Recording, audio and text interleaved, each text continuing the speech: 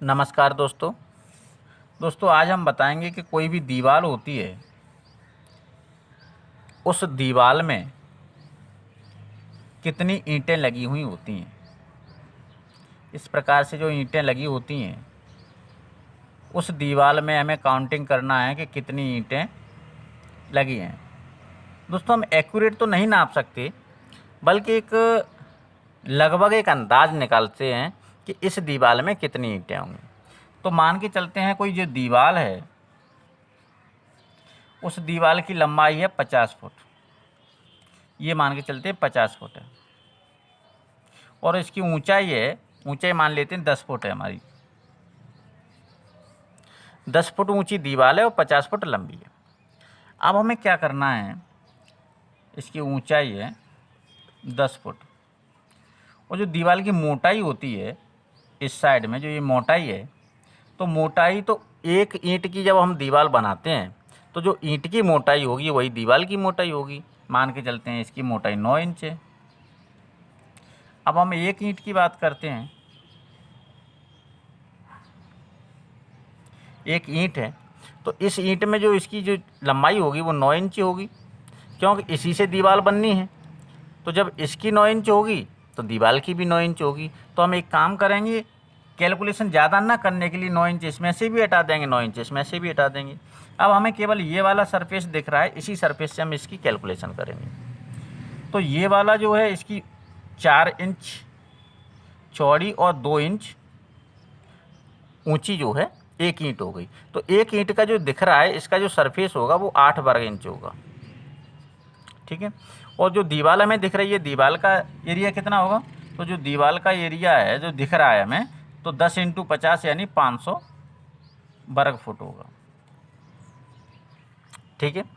अब ये इंच में है, ये फुट में है, तो हमें दोनों को एक ही चीज़ में बनाना पड़ेगा, तभी हम इसकी कैलकुलेशन कर पाएंगे। तो एक काम करते हैं, इसे भी हम इंच में निकाल लेते हैं। तो इसे भी इंच में जब हम निकालेंगे तो 500, अब एक फुट में होती हैं 12 इंच, तो एक वर्ग फुट में होंगी 144 इंच। तो 500 गुणा 144, ये हमारा कितना हो गया, वर्ग इंच। तो हमारी जो दीवार दिख रही है उसका एरिया हो गया 500 गुणा 144, और जो हमें ईंट दिख रही है उसका एरिया कितना होगा, 8 वर्ग इंच। तो हम एक ईंट से इस पूरी दीवार में भाग दे देंगे। तो हम इसमें जो है 8 का क्या कर देंगे, भाग दे देंगे। तो 8 से हम 144 को काट देंगे, 8 एकम 8, बची 6, 8 अट्ठे 64, 18 हो गया।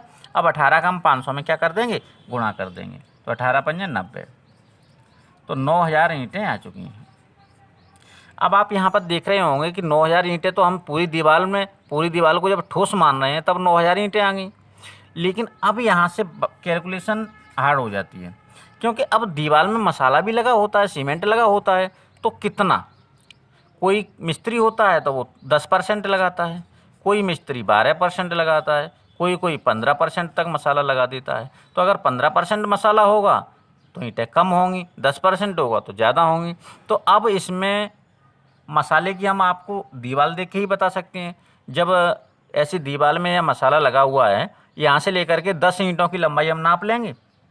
10 ईंटों की लंबाई, यहाँ से दीवार की चौड़ाई यहाँ से लेकर के यहाँ तक 10 ईंट गिन लेंगे और 10 ईंट में नाप लेंगे। नापने के बाद में फिर हम एक्चुअल ईंट की 10 ईंटों की चौड़ाई निकालेंगे। तो जो ईंटों के अलावा जो बचेगी वो सीमेंट होगा, तो वो इस 10 में हम एवरेज ले लेंगे वो कितने % है। इस प्रकार से हम कैलकुलेशन करेंगे कि इस दीवार में कितने % सीमेंट है। तो अब यहाँ मान लेते हैं कि 10% सीमेंट है। तो अगर 10% हमने मान लिया तो जो ईंटें हमारी होंगी वो 9000 की 10% इसमें से सीमेंट निकालना होगा। अर्थात ये हो जाएगा 9000 माइनस 10% निकालेंगे तो बचेगा कितना, 90% बचेगा। तो 9000 गुणा 90%, तो जो 9000 का 90% होगा वो होगा 8100। तो हमारी इस दीवार में 8100 ईंटें होंगी। 50 बाई 10, 50 फुट लंबी और 10 फुट चौड़ी जो दीवार है, इसमें हमारे में 8100 ईंटें निकल के आ रही हैं। कब आ रही हैं, जब हमने 10% मसाला लिया है। अगर हम 12% मसाला लेंगे तो ईंटें कुछ कम हो जाएंगी, अगर हम 15% मसाला लेंगे तो ईंटें कुछ और, देखिए 10% के हिसाब से हमारी कितनी 900 ईंटें कम हुई। अगर 5% और बढ़ा लेंगे तो 450 ईंटें और कम हो जाएंगी। तो इस प्रकार से हम किसी भी दीवार में कितनी ईंटें होती हैं ये निकालते हैं। तो निकालने के लिए पहले हमें उस दीवार का मसाला ज़रूर निकाल लेना चाहिए कि उसमें कितने % मसाला है, तभी हम दीवार की ईंटें निकाल पाएंगे। तो ये थी एक सिंपल सी जानकारी। अगर आपको अच्छी लगी हो तो दोस्तों के साथ शेयर ज़रूर करें। धन्यवाद।